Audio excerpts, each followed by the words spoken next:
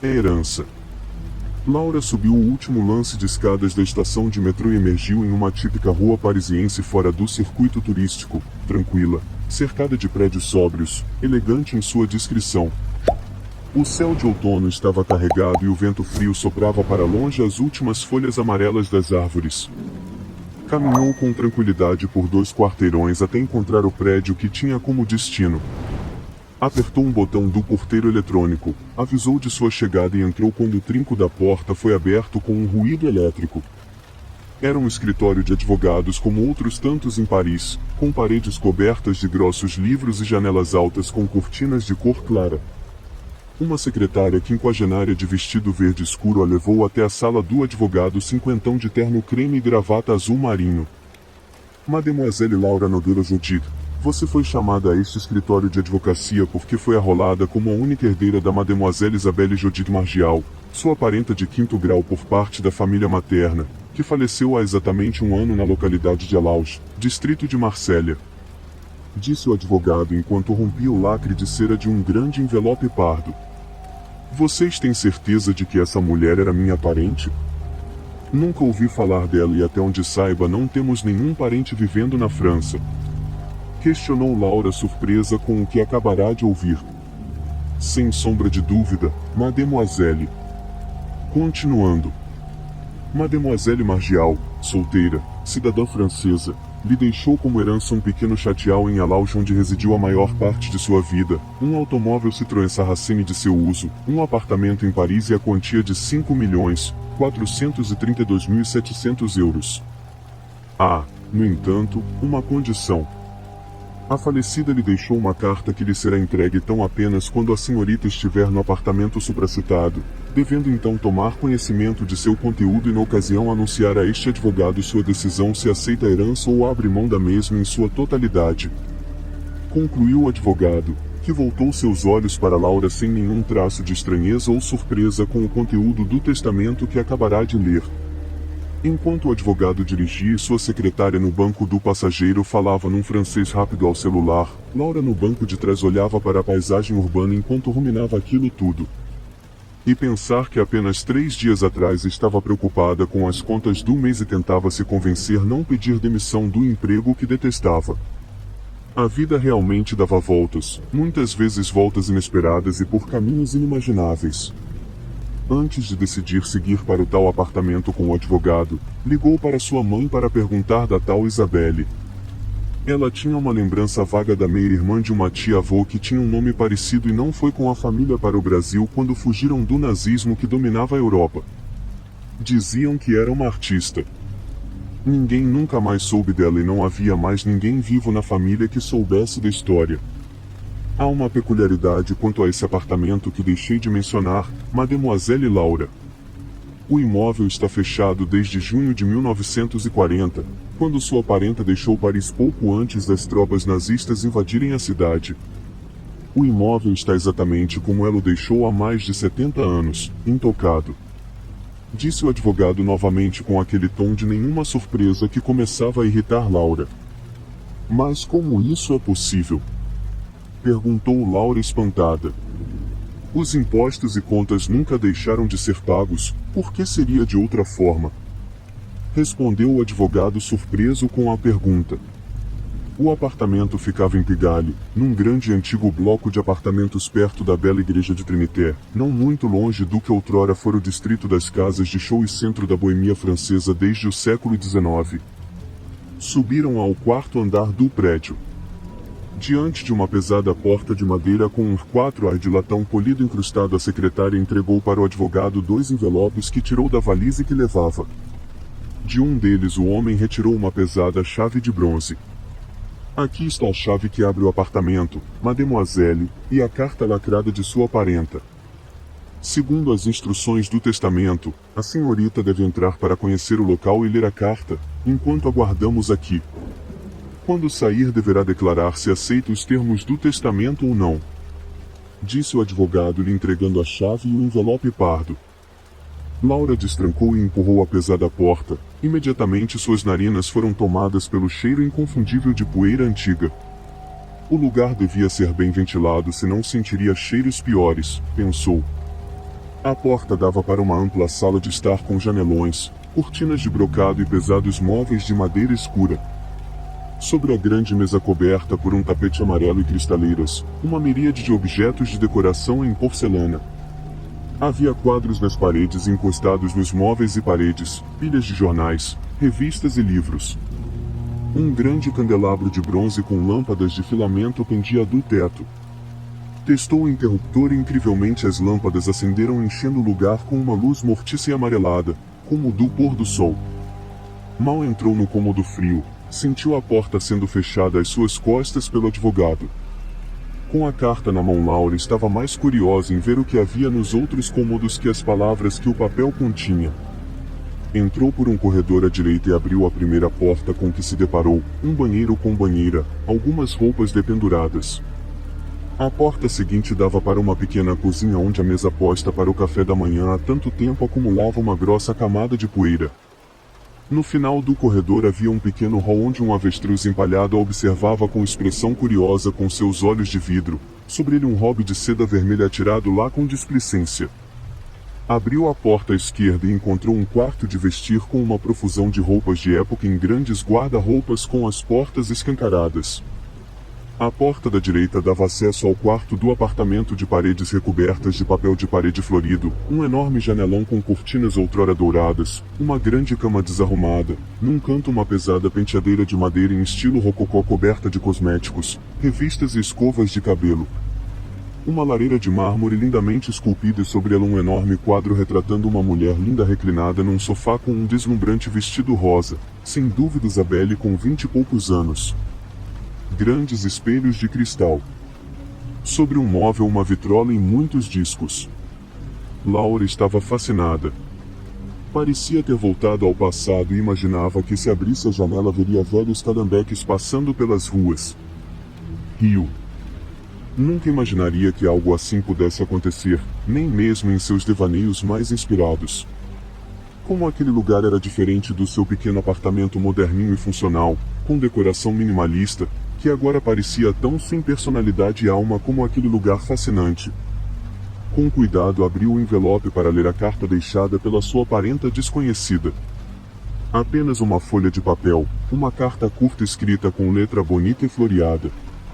Minha querida Laura. Infelizmente, não foi possível que nos conhecêssemos enquanto ainda estava viva devido a circunstâncias além do meu controle.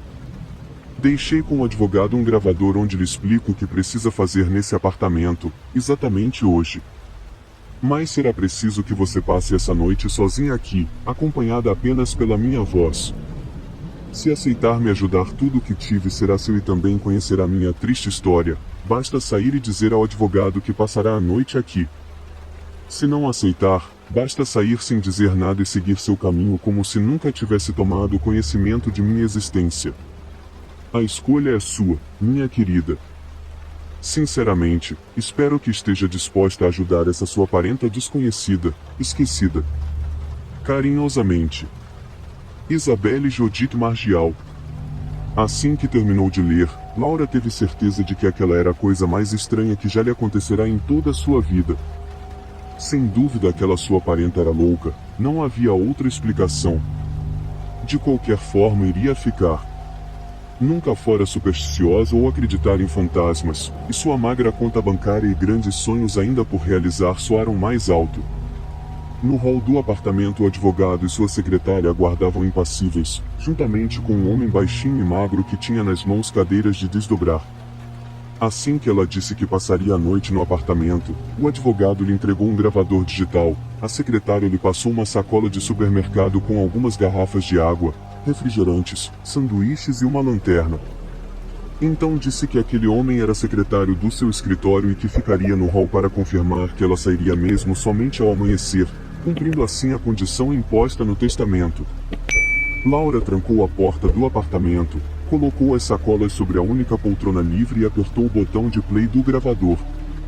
Uma música antiga e agradável tomou conta do ambiente, que pareceu brilhar por ressoar depois de tanto tempo um som que já lhe foi tão natural. Então Laura ouviu pela primeira vez a voz melodiosa de sua desconhecida e excêntrica parenta. Bem-vinda ao meu saudoso apartamento de Paris, minha querida. Você não pode imaginar como fui feliz nesse lugar, que tive de abandonar às pressas para fugir da sanha dos porcos nazistas. Poderia ter ficado, mas não aguentaria ver Paris dominada por aqueles bárbaros. Depois da guerra nunca mais quis voltar porque a Paris que encontraria não era a mesma que deixei, então preferi minhas memórias. Primeiro quero lhe apresentar esse lugar que em breve será todo seu, lhe contar algumas histórias, revelar alguns pequenos segredos. Ainda temos algum tempo antes que você me ajude com o que tanto necessito. Por algumas horas Laura se deliciou com as histórias da mulher enquanto explorava o velho apartamento. Soube de seus amores e desilusões, sonhos e conquistas. Ela tinha sido uma dançarina de sucesso na capital francesa, amiga de muitos artistas famosos, aproveitou o máximo que pode dos melhores anos de sua vida e daquela cidade mágica. Tão diferente de sua própria vida que se limitava a trabalhar demais ganhando a quem do que merecia, meia dúzia de amigos desinteressantes, 3 aulas semanais de jiu-jitsu e horas intermináveis na internet. Era próximo da meia-noite quando a voz de Isabelle mudou de tom, ficando mais grave e soturna. Nesse momento Laura estava sentada na beira da cama desfeita. Minha querida, procure não se assustar com o que agora lhe mostrarei, você está perfeitamente segura. Ao meu sinal volte seu olhar lentamente em direção ao espelho junto da lareira. Então ela começou a recitar palavras estranhas que para Laura soou como latim e alguns minutos depois ordenou que voltasse seu olhar. Laura obedeceu e voltou lentamente os olhos em direção ao espelho acreditando que se tratava apenas de algum jogo de imagens que houvesse no quarto e a mulher se aproveitava para fazer algum suspense antes de lhe mostrar. Quando seus olhos alcançaram o velho espelho de cristal e viu a figura pálida da mulher do quadro sobre a lareira, com o mesmo vestido, encarando-a com os olhos vazios, um medo frio como água gelada preencheu seus sentidos como nunca antes em toda a sua vida. Imediatamente começou a tremer e sua boca ficou seca. Somente não desmaiou porque a aparição no espelho lhe sorriu vaga e melancolicamente. Sim, minha querida, sou eu mesma, ou melhor, meu espírito que está confinado nesse mundo. Por isso preciso de sua ajuda, para poder ir para onde quer que os espíritos vão. Já faz 1 ano que estou vagando por esse apartamento e preciso de sua ajuda, terrivelmente, disse a voz de Isabelle no gravador, não apenas eu, mas todos nós. Então várias outras aparições começaram a se juntar a ela no espelho, muitos ela reconheceu dos quadros e fotos que havia pela casa. Éramos jovens e audaciosos. Acreditávamos que poderíamos fazer o impossível. Queríamos mais do que a monótona realidade tinha a nos oferecer. Então nós voltamos para o oculto. Tornamo-nos exploradores do sobrenatural. Apesar de nossa dedicação, por mais tempo que gostaríamos conseguimos apenas alguns poucos resultados duvidosos de comunicação com espíritos, narrou Isabelle em tom triste, há uma caixa de madeira embaixo de alguns livros sob a penteadeira. Minha querida, pegue o álbum de fotografias que está lá dentro, há algo importante que preciso lhe mostrar. No álbum havia fotos das sessões de ocultismo de Isabelle com seus amigos, naquele mesmo apartamento. As últimas fotos foram as que mais chamaram a atenção de Laura devido à presença de um estranho, um homem alto e magro, de cabelos claros em desalinho, olhar frio e expressão dura. Não me lembro quando ou como Dmitri se juntou ao nosso grupo, um russo que fugia da perseguição comunista às práticas ocultistas. Ele era um tanto estranho, calado, mas conhecia muito do oculto. Rapidamente passou de membro a líder do nosso grupo. Com ele conseguimos coisas espantosas, algumas que nem imaginávamos serem possíveis. Ele foi nossa perdição. Lamentou a voz gravada de Isabelle. No espelho as aparições continuavam a encarar Laura. Não eram exatamente como reflexos de pessoas vivas, mas imagens esmaecidas e algo indistintas, não se mexiam ou mudavam de expressão, parecendo mais estarem em um estado constante de câmera lenta. Realmente aquelas aparições eram tanto difíceis de entender como de descrever. Tudo aconteceu numa noite de outono há exatamente 75 anos, minha querida. Era para ser uma sessão de comunicação com os espíritos como outras tantas que havíamos feito. Simplesmente não tínhamos como saber que naquela noite estaríamos nos condenando a vagar por esse apartamento após nossa morte. Disse Isabelle, Sua voz triste na gravação ecoando por aquele local empoeirado que guardava tanto lembranças alegres como uma tragédia inimaginável para aquelas pessoas. Então ela contou o que aconteceu naquela noite fatídica, como o misterioso Dmitri os fez participar de um ritual obscuro que na verdade lhe daria longevidade enquanto seus espíritos ficariam aprisionados no limbo espiritual que permeia o mundo dos vivos. O que preciso que faça, minha querida, é realizar o ritual que libertará nossas almas. Mas não se preocupe, é um procedimento absolutamente seguro. Em nenhum momento você está sob nenhum risco. Bastará seguir minhas instruções e em pouco tempo você terá tudo o que foi meu, enquanto minha alma e as dos queridos amigos estarão livres para prosseguir para onde quer que almas como as nossas vão quando desencarnam. Disse a voz da parenta de Laura em um tom suplicante. Enquanto arrumava a grande mesa da sala de estar seguindo as instruções de Isabelle, Laura pensava em como tudo aquilo parecia loucura. Nem ao menos conseguiu entender por que não saia dali e deixava para trás toda aquela sandice. No fundo sabia que algo mais forte a fazia acreditar em tudo aquilo, mesmo que em nível subconsciente. Estranhamente não sentia medo, mas vontade de ajudar aquela mulher e seus amigos. O mais difícil foi posicionar os espelhos em torno da mesa. Temeu que o barulho atraísse a atenção dos homens que aguardavam no hall, mas deviam estar cochilando porque pareceram não tomar conhecimento. Quando finalmente terminou, não pôde deixar de se assustar quando viu nos espelhos as aparições. Homens e mulheres jovens de feições tristes e olhares distantes, vestidos com roupas de época, obrigados a confiar em seus destinos a uma estranha que não tinha familiaridade alguma com assuntos envolvendo os mitos e rituais do oculto. Agora faça exatamente como lhe direi e em breve tudo estará terminado e você não nos terá mais assombrando esse lugar. Não se esqueça de que o que testemunhará será tão somente uma lembrança do passado distante, um momento no tempo que ficou congelado por um ritual proibido. Não perca a concentração e, principalmente, o sangue frio, minha querida, disse Isabelle em tom carinhoso, mas ao mesmo tempo grave. Laura abriu o velho livro que encontrou guardado num compartimento secreto no quarto indicado por Isabelle. Era um livro muito antigo, manuscrito em latim, com ilustrações um tantas perturbadoras onde seres humanos, inteiros ou em pedaços, demônios e animais estranhos se dedicavam a atos inarráveis. Tung nic interficiere, cum iam nemo tem probus, tam perditus, tantus similis inveniri poteri, que denoiuri factum esse fatiartur, e começou a recitar Laura se esforçando para repetir exatamente o que ouvia na gravação de Isabelle. Imediatamente o ambiente começou a ficar como que esfumaçado e então aconteceu algo que parecia saídos de um filme.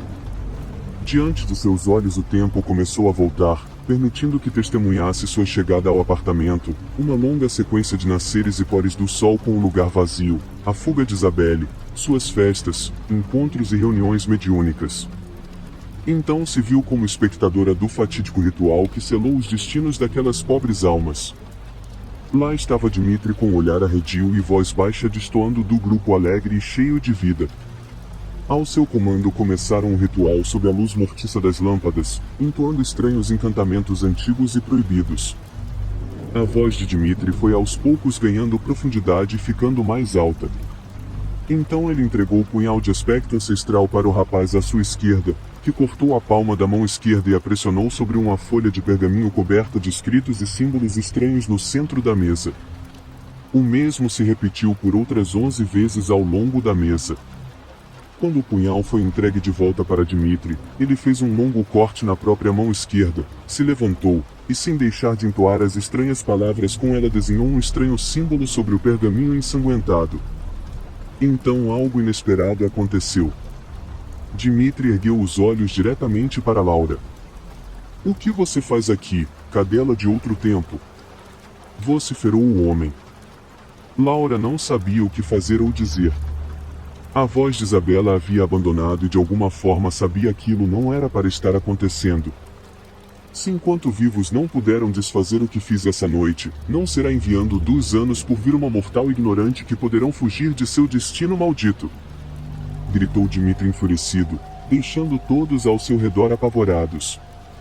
Laura observava tudo atordoada quando a aparição de Dmitri ficou diferente, mais real, e o homem saltou com destreza sobre a mesa e investiu contra ela, jogando-a sobre um sofá, o punhal ameaçadoramente próximo de sua garganta. Após a surpresa inicial, a garota se fez valer da faixa preta de jiu-jitsu e facilmente arremessou o enlouquecido Dmitri contra a maciça cristaleira, fazendo-o gemer de dor. Mas o golpe não foi suficiente e ele investiu novamente com o punhal em riste. O homem era forte e violento, mas lutava com um bêbado, sem técnica alguma. Um segundo golpe aplicado com destreza o fez girar no ar antes de desabar no chão com um estrondo. Laura soube que algo ainda mais improvável estava acontecendo quando uma poça de sangue começou a surgir sob seu corpo. O mesmo redemoinho que levou Laura ao passado a trouxe de volta ao presente numa velocidade aterradora. Novamente estava sozinha na sala, nos espelhos os espectros começaram a desaparecer com sorrisos de agradecimento nos lábios. Acenou nervosamente antes de se abaixar e virar o corpo. Era Dmitri vestido com um terno moderno, jovem como nas fotos, o punhal cravado no peito, o rosto congelado numa expressão de ódio. Então diante dos seus olhos o corpo começou a se desfazer como se fosse de areia e em segundos desapareceu sem deixar vestígios. Laura não conteve um grito de pavor. Não era para ter sido dessa forma, mas foi melhor assim. Você não apenas salvou a todos nós como livrou o mundo desse demônio. Sinto muito por isso ter acontecido. Disse a aparição de Isabelle sem mover os lábios, e juro de todo o coração que não imaginava que o maldito viria para tentar nos impedir. Estou tão orgulhosa de você e ao mesmo tempo triste por não a ter conhecido melhor. Você tem mais dentro de você do que pode imaginar. Obrigado e adeus, minha querida.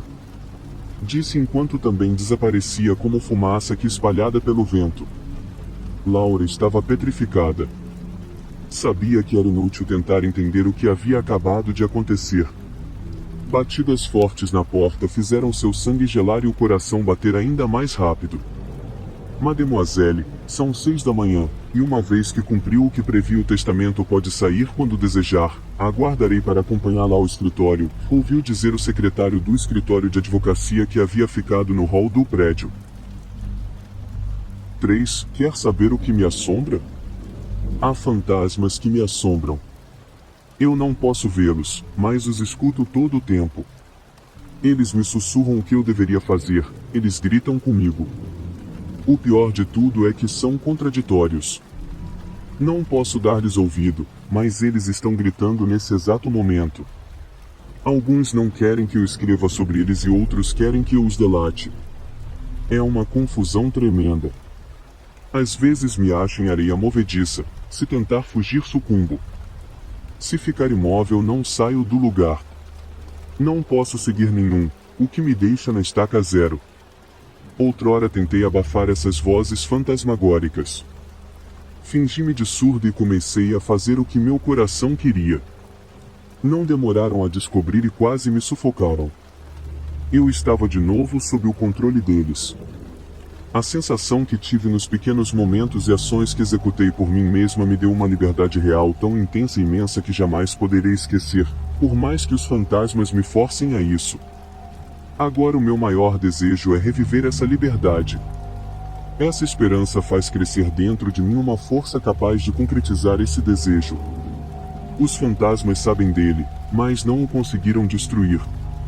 Tentam me ocupar o tempo todo para que eu não me lembre de realizá-lo, mas eu estou me lembrando. Quando esta força estiver grande o suficiente, vou surpreendê-los, empurrá-los, afastá-los de mim o máximo de tempo que eu puder. Eles são insistentes e provavelmente voltarão, mas eu resistirei o quanto eu conseguir. Se eles me pegarem, eu junto forças de novo e os afasto.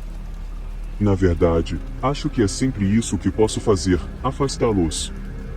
O que define minha paz é quanto tempo fico longe deles e meu tormento quanto tempo passo com eles.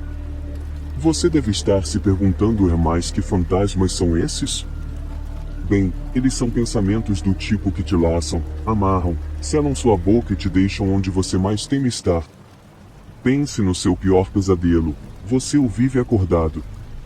Enquanto alguns fantasmas te obrigam a viver assim, outros te dizem que você só está preso ali porque quer, mas por mais que tente você não consegue se mexer, nem se desamarrar e eles insistem que ninguém está te obrigando.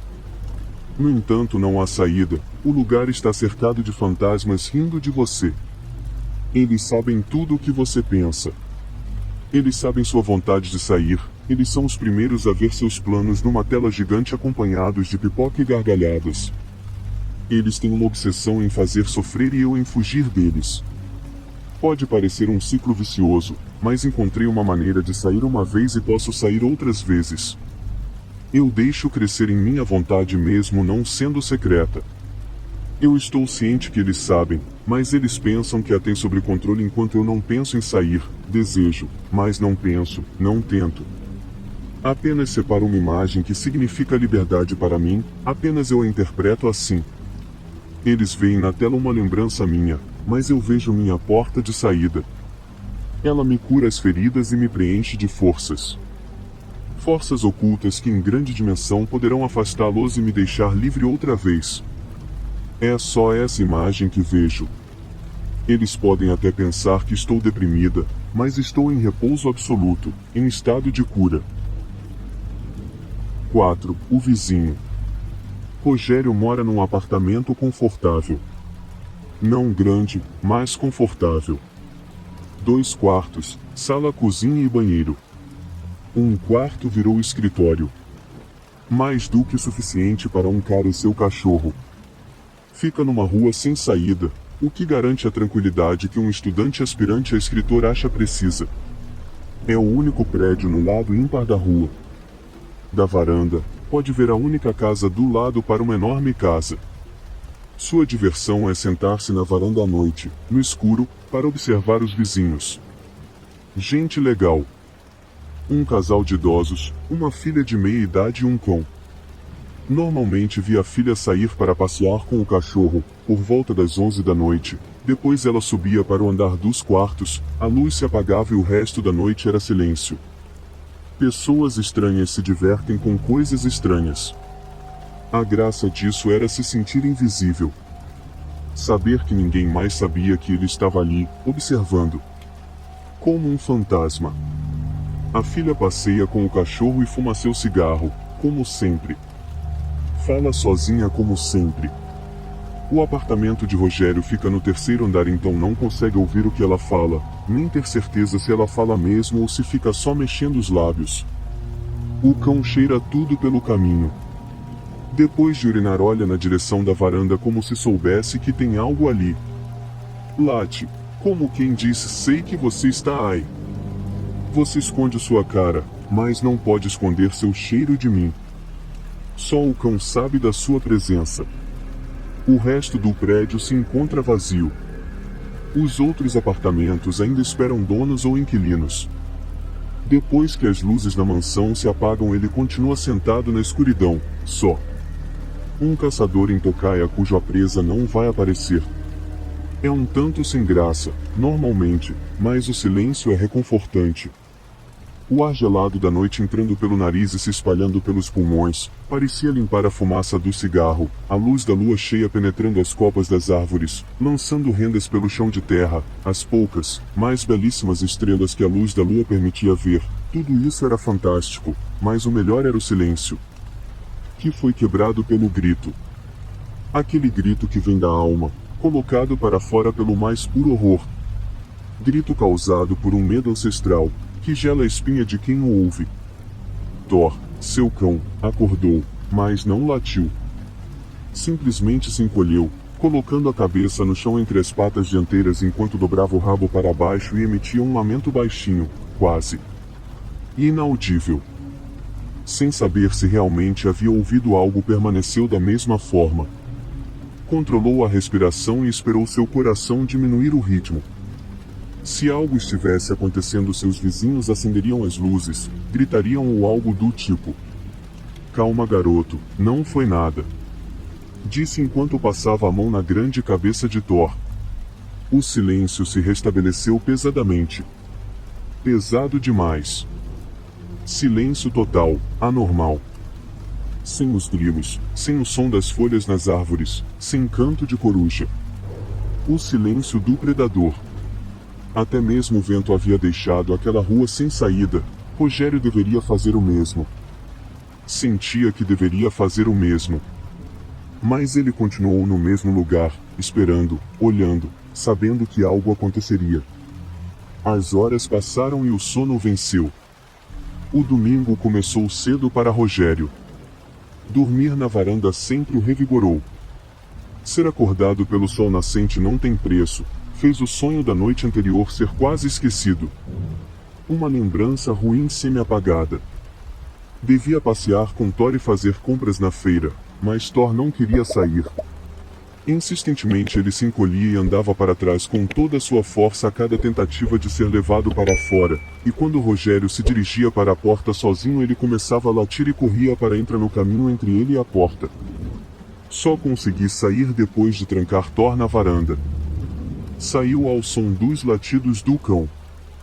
Logo após trancar o portão do prédio e virar para a saída da rua viu, no portão de seus vizinhos, um homem alto, de terno negro, assim como a gravata, a camisa e o chapéu.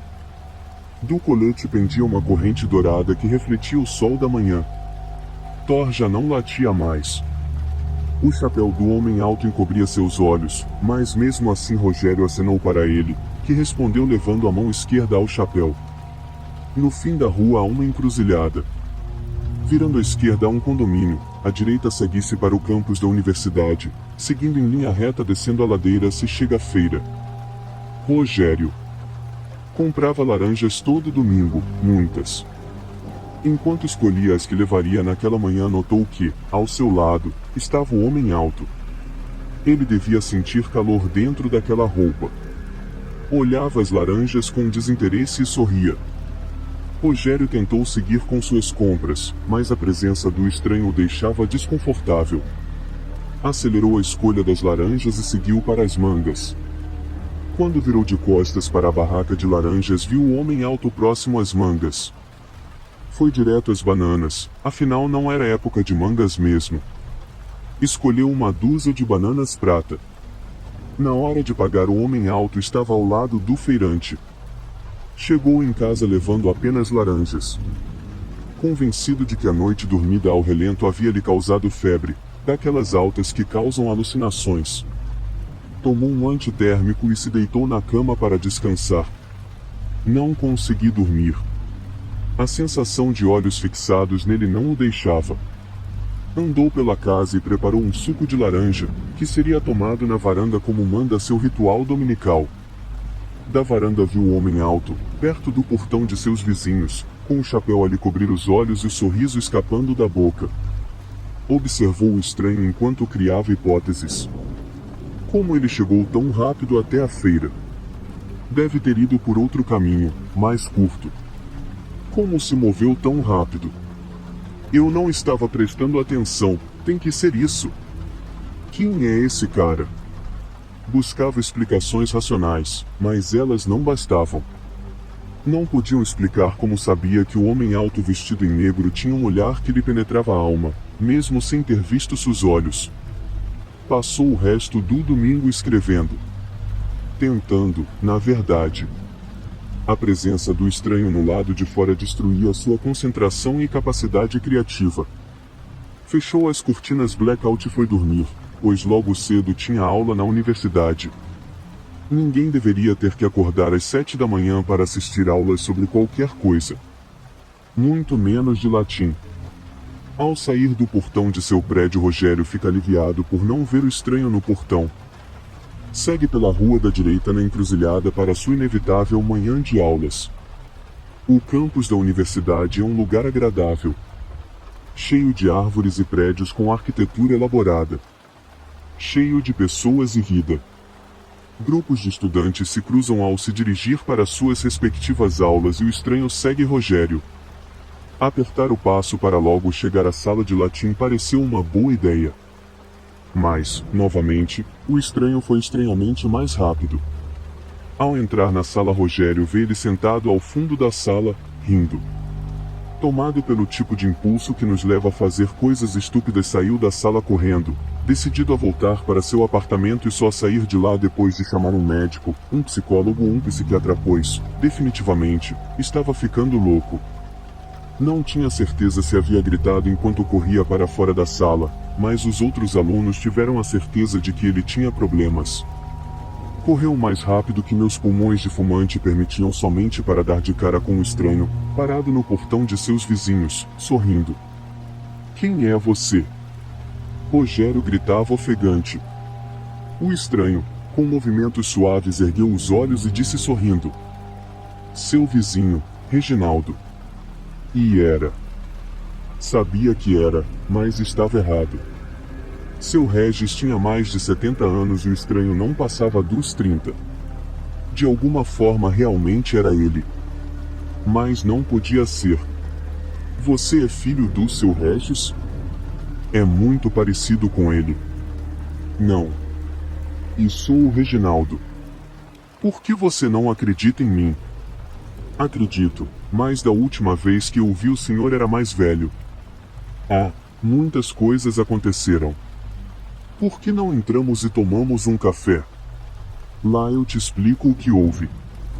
Novamente agindo sem pensar, Rogério entrou pelo portão da mansão pela primeira vez. Nunca trocou mais que 6 palavras com seus vizinhos, dizia somente o que manda a boa educação. Bom dia. Bom dia, tudo bom? Tudo, e senhora, tudo ótimo. Quase um mantra. Quando subiu o primeiro degrau em direção à grande porta, um arrepio correu sua espinha. Ouvia Thor latindo desesperadamente da varanda no outro lado da rua. Seu Regis abriu a porta e aguardava que Rogério terminasse de subir os degraus. Involuntariamente subiu, degrau após degrau, e entrou.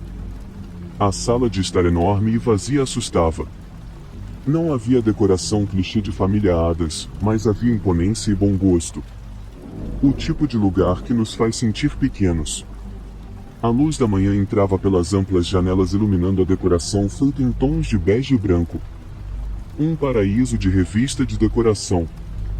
Seu Regis não falou, mas indicou o grande sofá, coberto por couro branco, como um convite para se sentar. Logo depois saiu, retornando com uma garrafa de uísque e um copo com gelo. Foi falando enquanto enchia o copo. E aí, o que achou da casa? Rogério estava sem palavras. Onde estão sua esposa e sua filha? Bem, como você já deve ter notado, eu morri há algumas noites. Eu me levantei de madrugada para tomar água e de repente... Coração, sabe como é? O problema foi que, assim que a dor no meu peito e a dormência no meu braço pararam, eu acordei no mesmo lugar em que meu corpo estava. Eu estava lá, olhando meu corpo estendido no chão sem poder fazer nada. Decidi subir e tentar avisar Marlene, mas parecia que ela não me via ou ouvia. Insisti até que ela viu. Mas como eu não tenho mais a mesma aparência de antes, ela se assustou, e o coração dela também não aguentou. Não sei porquê, mas ela não apareceu como eu. Enfim, quando Valdirene me viu e a mãe mortos, também teve um colapso. Parece que minha família deveria ter cuidado mais da saúde. Bom, continuei. Tentando fazer alguém me ver, mas falhei miseravelmente. Até você aparecer no portão. Aí comecei a te seguir. Rogério desistiu de negar o que lhe acontecia diante dos olhos. Cara, você quase me deixou maluco. Esse lance de ficar aparecendo pra só mim, sem ninguém mais te ver, assusta. Achei logo que eu estava esquizofrênico ou algo do tipo. Os dois riram. Como você consegue tocar nas coisas? Não sei. Só funciona dentro da casa. Eu fui descobrindo essas coisas aos poucos, como isso. O jovem seu Regis tomou um gole direto da garrafa. O líquido foi direto para o chão. Não posso beber ou comer, e também não preciso dormir. Também não sei porque só você pode me ver ou ouvir. Enquanto bebia o caro uísque, Rogério tentava pôr os pensamentos no lugar. Logo perguntas surgiram. O que aconteceu com o cachorro? O cachorro de vocês. Eu sempre via sua filha passeando com ele aqui na rua. O Tom está bem, deve estar comendo agora. Como respondendo ao som de seu nome, o cão apareceu latindo, descendo as escadas. Um labrador feliz com o focinho e patas vermelhos da refeição recém-interrompida. Tom correu na direção de Rogério e agarrou a barra de sua calça e a puxou insistentemente. A sua experiência com Thor permitiu perceber que Tom queria lhe mostrar algo. Para, Tom! Não enche a visita!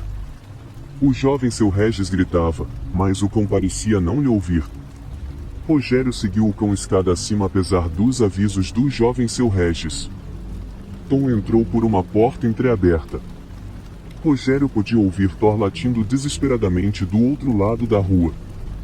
A distância abafava o som dos latidos, mas não tirava sua emoção, claramente diziam: sai daí, seu puto.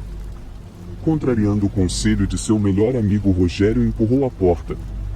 A abriu e a visão o congelou. Talvez o pior fosse o cheiro, mas na hora não dava para saber. Informação demais. Dizem que quando os europeus chegaram pela primeira vez às Américas, alguns índios simplesmente não enxergavam os navios.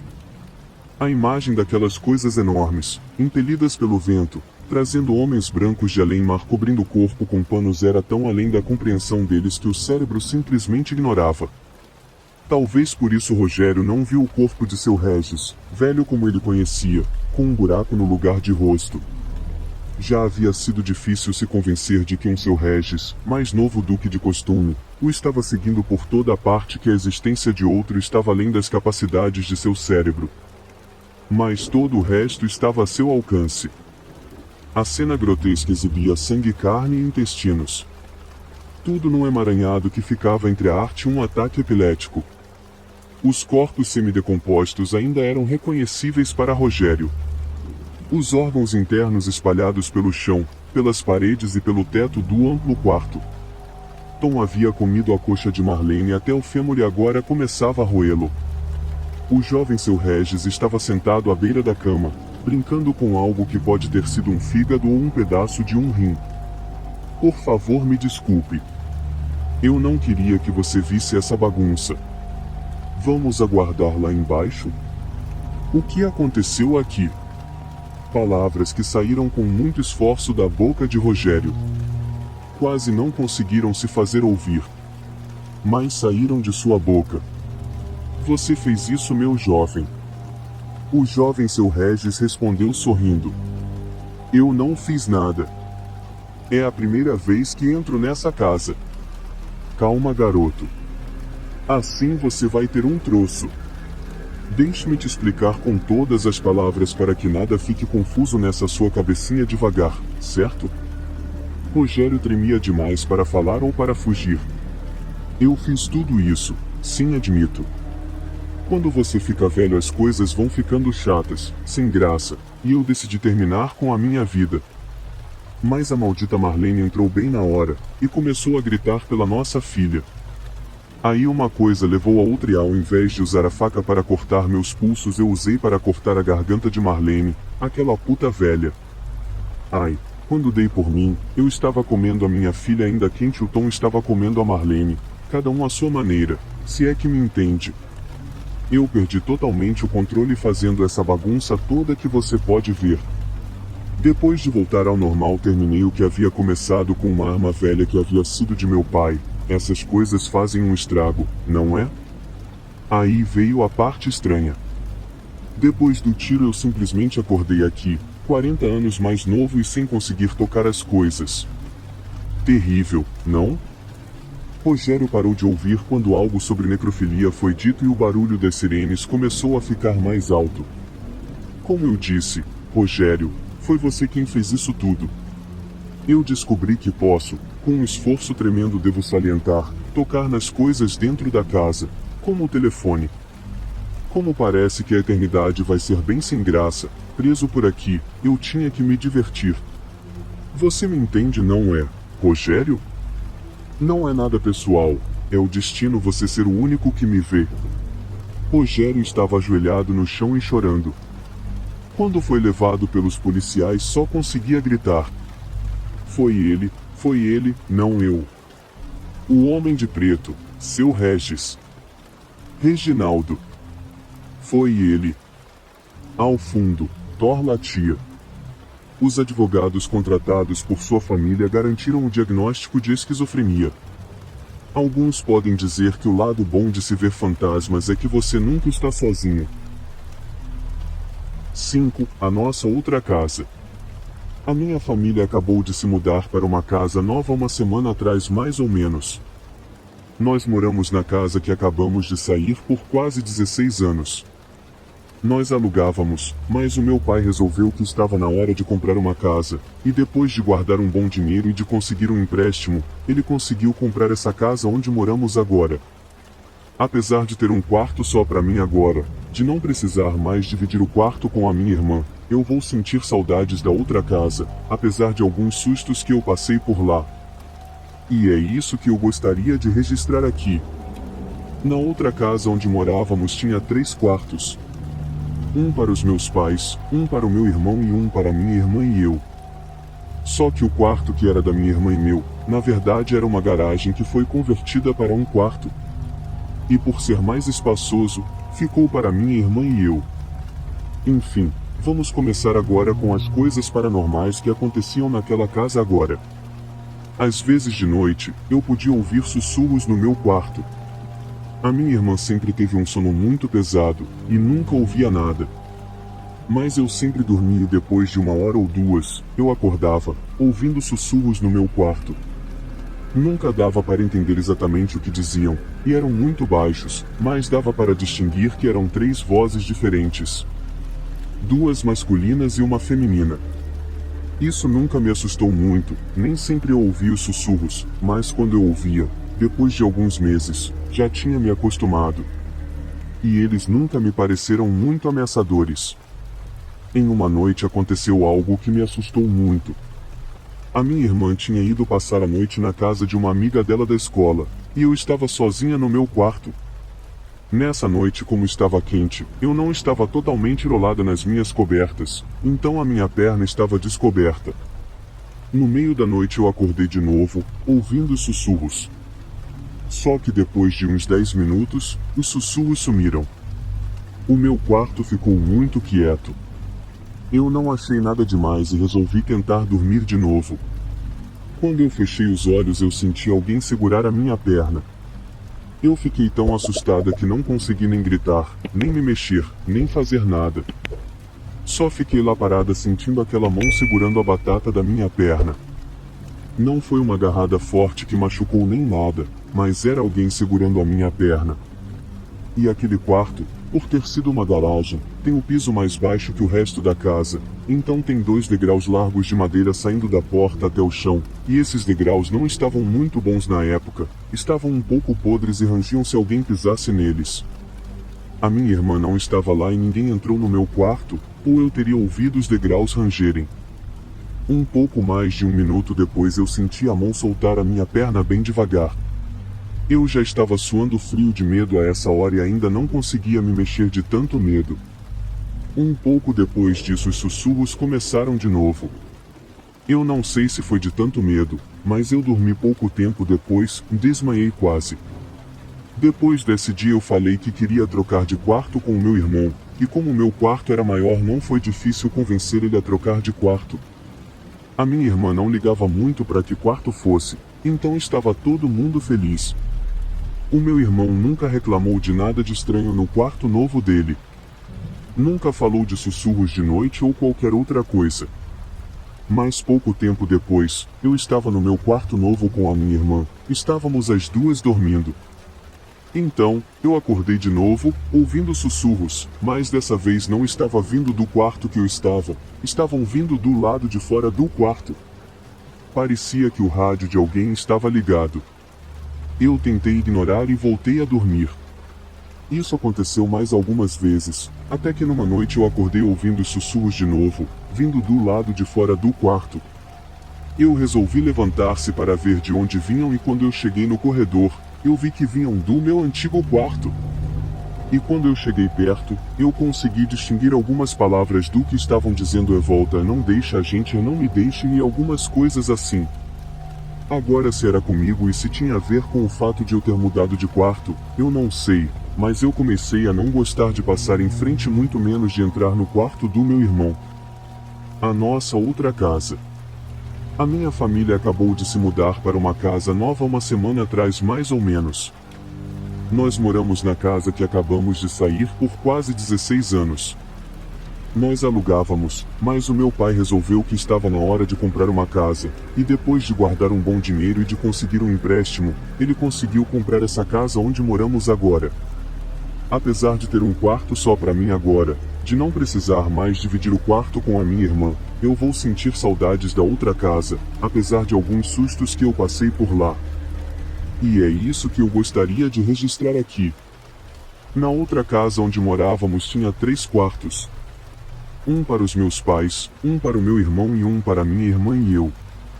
Só que o quarto que era da minha irmã e meu, na verdade era uma garagem que foi convertida para um quarto. E por ser mais espaçoso, ficou para minha irmã e eu.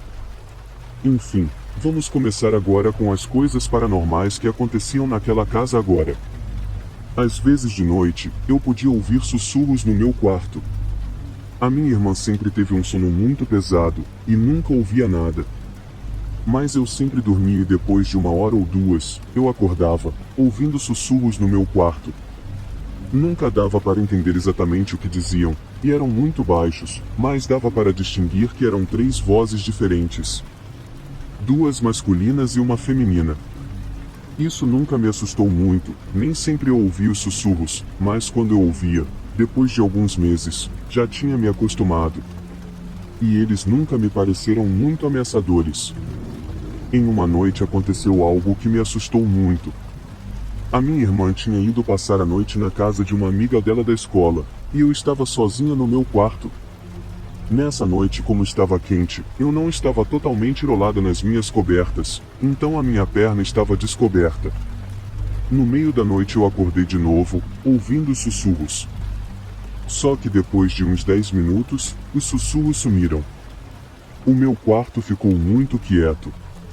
Eu não achei nada demais e resolvi tentar dormir de novo.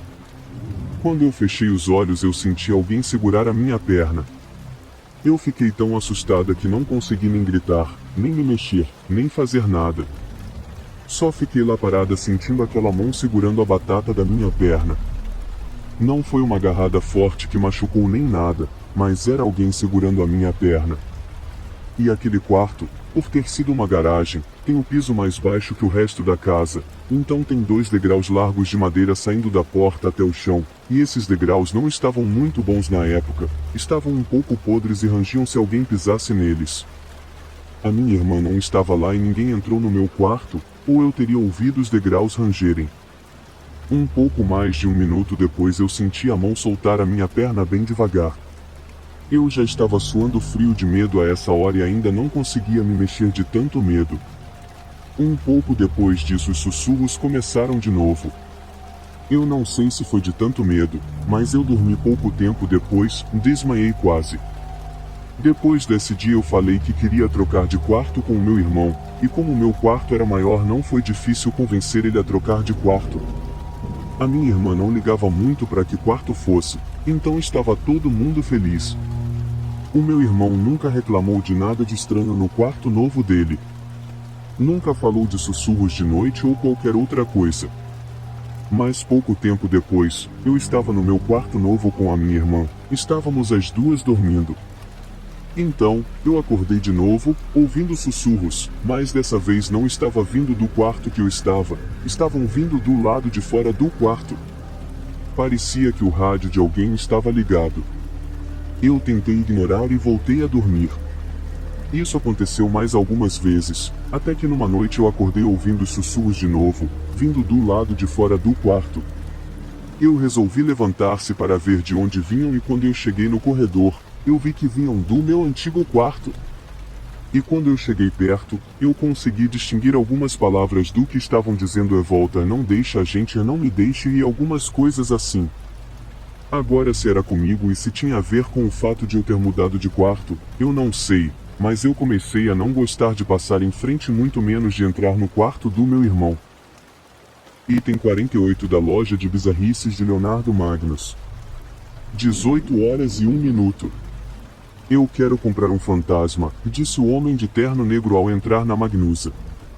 Um fantasma? Surpreendeu-se Leonardo Magnus, no caixa da loja. Mostrou os dentes para o visitante, num arremedo de sorriso. Um sorriso irônico talvez, não temos fantasmas. E, infelizmente, já fechamos. Volte amanhã, por favor. Eu quero um fantasma e tenho bastante aqui para comprá-lo, insistiu o homem, balançando a bolsa a tiracolo.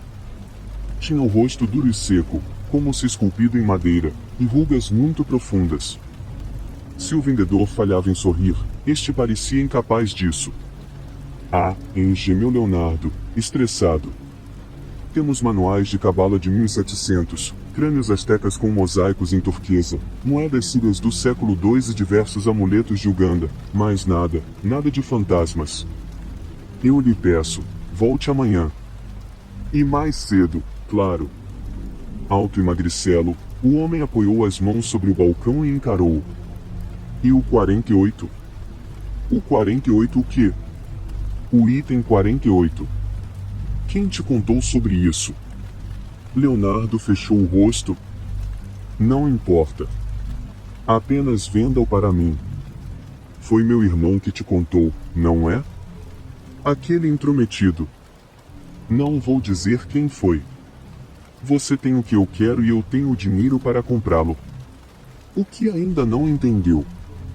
Leonardo encarou-o de volta com expressão grave e olhos semicerrados.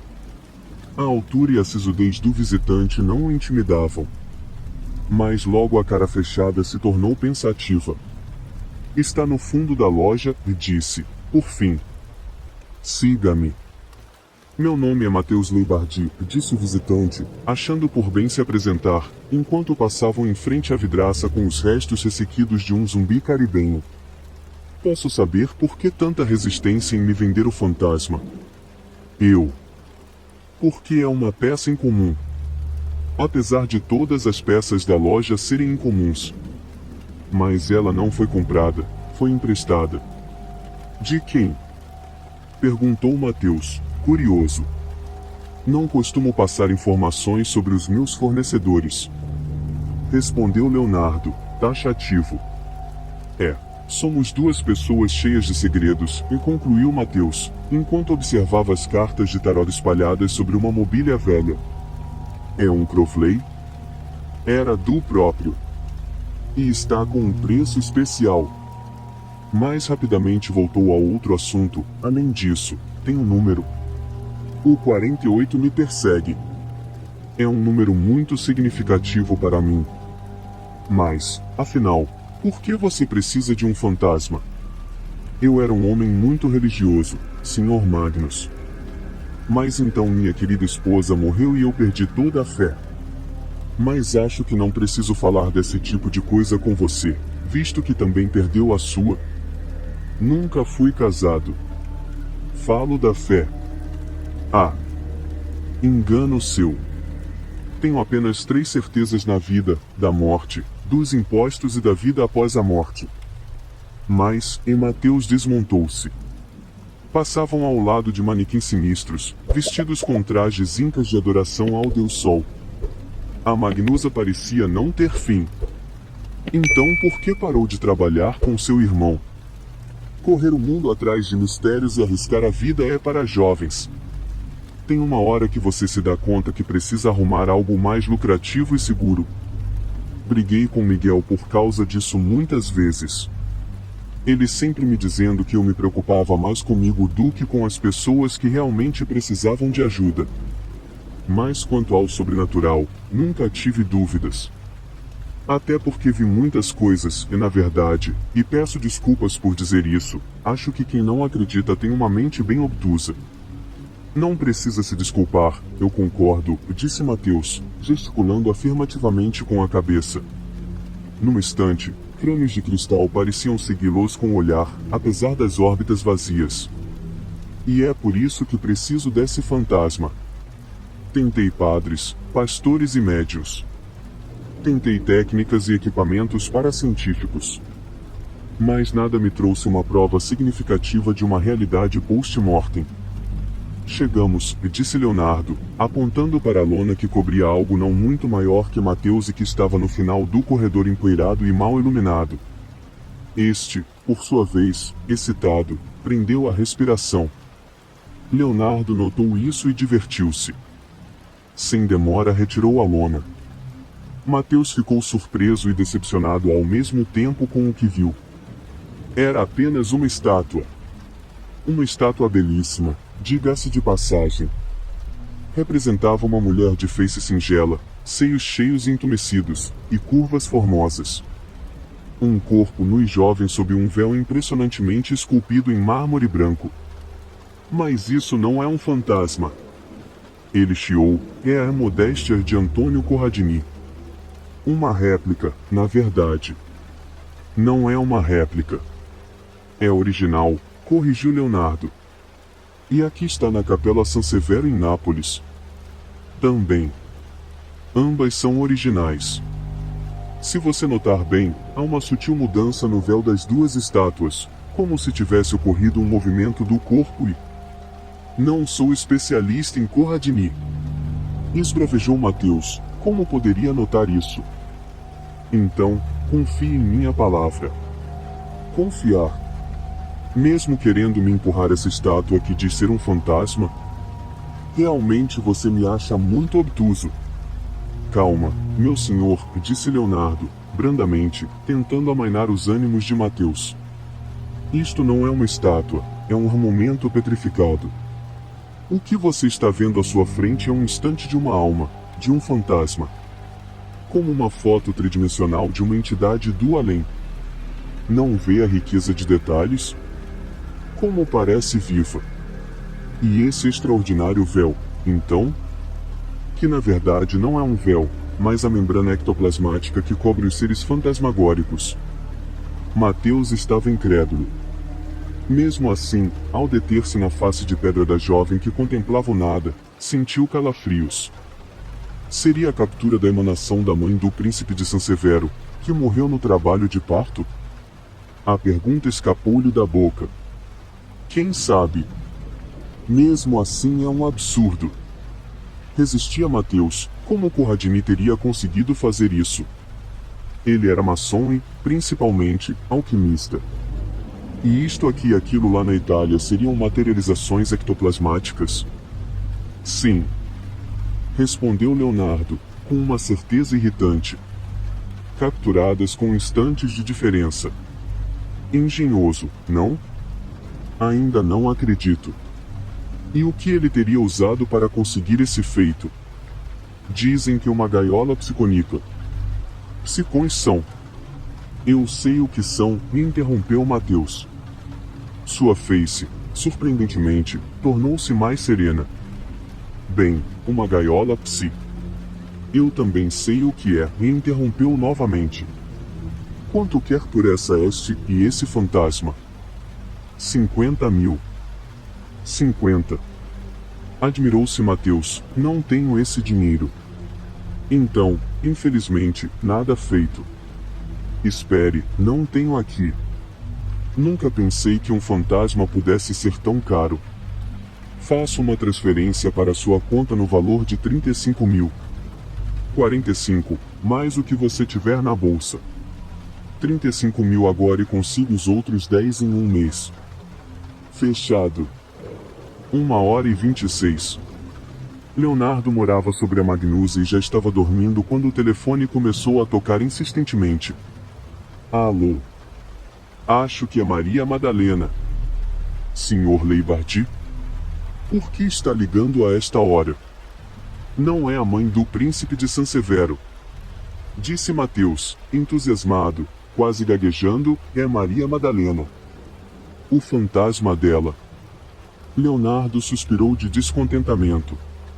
E como pode ter tanta certeza? Pesquisei sobre Antônio Corradini. Noli me tangere, não me toques, ele cita no momento ectoplasmático em San Severo. A famosa passagem do Evangelho de João, quando Jesus aparece para Maria Madalena após a ressurreição. Meu Deus! Meu Deus! Não foi uma referência que Corradini deixou, foi uma indicação. Eu aprendi aramaico quando fiz teologia. Está um pouco enferrujado, mas tentarei conversar com ela. Acalme-se, Sr. Leibardi. Com quem você vai conversar? Com o fantasma. Mas está petrificado. Não está mais. Eu reverti o processo na gaiola psiconica. Gaio, Leonardo pulou da cama. Você tem uma? Sim. Consegui uma na tentativa de contatar minha falecida esposa. E por que não me falou? Porque achei que você iria cobrar mais. Te informe qualquer progresso. Até logo. Mateus encerrou a ligação. E Leonardo não conseguiu mais dormir. Com o sono perdido, Leonardo Magnus fez sua própria pesquisa na internet. Noli me tangere, não me toques, não parava de ocupar-lhe os pensamentos. E Mateus Leibardi estava certo. Realmente havia uma ligação entre Maria Madalena e a modéstia de Antônio Corradini. Mas, também, com Isis, de uma forma mais obscura. Meu Deus, Isis não é uma alma ou fantasma. É uma forma mais poderosa de manifestação, Leonardo pensou. Eram 3 da manhã e Mateus não havia mais ligado. Altruísmo realmente não era o forte de Leonardo, mas teria que fazer algo desta vez. Pegou um táxi e seguiu para a residência de Mateus, levando um livro de mitologia egípcia, o Grimorium Verum e a Bíblia. Noli me tangere continuava a incomodar-lhe a mente. E tinha quase certeza que já era tarde demais para Mateus. Afinal, por mais benevolente que fosse uma deusa, e mesmo sendo apenas uma fração desta, como estaria se sentindo após 300 anos de confinamento em pedra? Foi então que se lembrou do que seu irmão, Miguel Magnus, algumas vezes lhe disse: sabedoria antiga é velada e intangível para aqueles que não são iniciadas em seus mistérios. E a obra de Corradini também era chamada de modéstia velada,